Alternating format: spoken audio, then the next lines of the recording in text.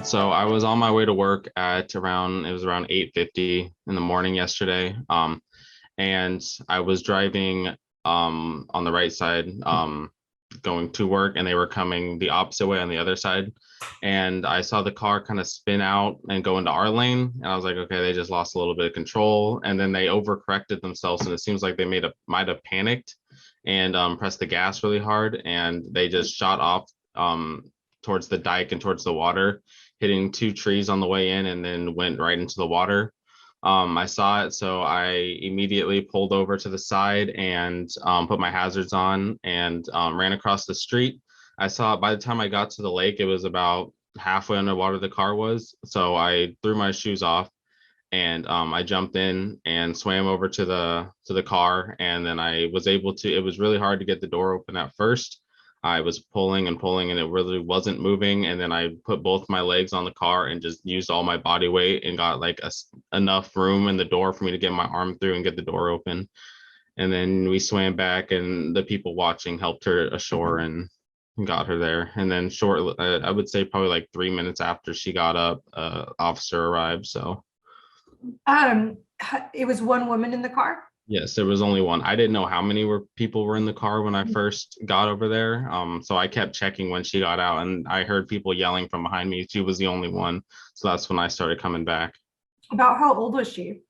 I'm not sure. I don't think she was much older than me. I'm Okay, 23, so I'm really not sure. gotcha. That water had to be freezing. Yes, the water was extremely cold. It like what they say in like movies and stuff, like it's needles and knives hitting you. It's all real. It feels like that. It's sharp pain when you hit the water. Do you have any kind of like training like this? Like, were you a swimmer or something, or was this just No, pure I can't instinct? really swim at all. So I was just instinct. It was just I had to help somebody. So What was going through your head when you were able to finally pull her out? I was thankful that she was going to at least make it to the shore and not drown in the water. I really didn't want to have that happen. So I was doing everything I could to make sure that nobody was died that day. And her window was all the way up. Yes, and I couldn't really see because it was all foggy and like it was a lot of condensation on the window, and I couldn't see through it. And I saw that the airbag was deployed. I had no idea if she was unconscious or anything, but she was awake. Wow, what lake was this? Lake Sacajawea. Okay, gotcha. What did she say to you when she was, okay on the Uh, top? she was very in shock, and like she didn't really understand what was happening. She kept saying that she needed to go back and for her phone and for her stuff, and the car was completely underwater at that point. So I think she wasn't really understanding what happened. Yeah, absolutely. This morning, I mean, you've got to feel like a hero today. Yeah, I feel like I did what anybody would have done. I just saved. I felt like somebody needed saving, which they did, and I jumped in there without any hesitation because it was just the right thing to do. It sounds like maybe she was taken to the hospital or she was awake and Yeah, I heard that she was transported to the hospital. I was soaked, so I waited till the firemen and police officer talked to me. At first, the police didn't know that I was the one who pulled them out. So I was soaked, and then I went home because I didn't live very far. I lived like a minute or two away. Got showered and changed and made sure that I all my limbs were working because that water was cold. And then I came back because I was going to go back to work, and I stopped where the incident happened, and I talked to the officers and made sure she was still okay and that she was stable. So it sounds like it all just happened really fast and you just had the instinct to do the right thing. Now that you've had a second to process it, what are you feeling now? I I feel like I made the perfect call and that everything worked out perfectly. Yeah, people have to be really careful in the roads. They're like really slippery right now. So Yeah, absolutely. Have you ever done anything like this before?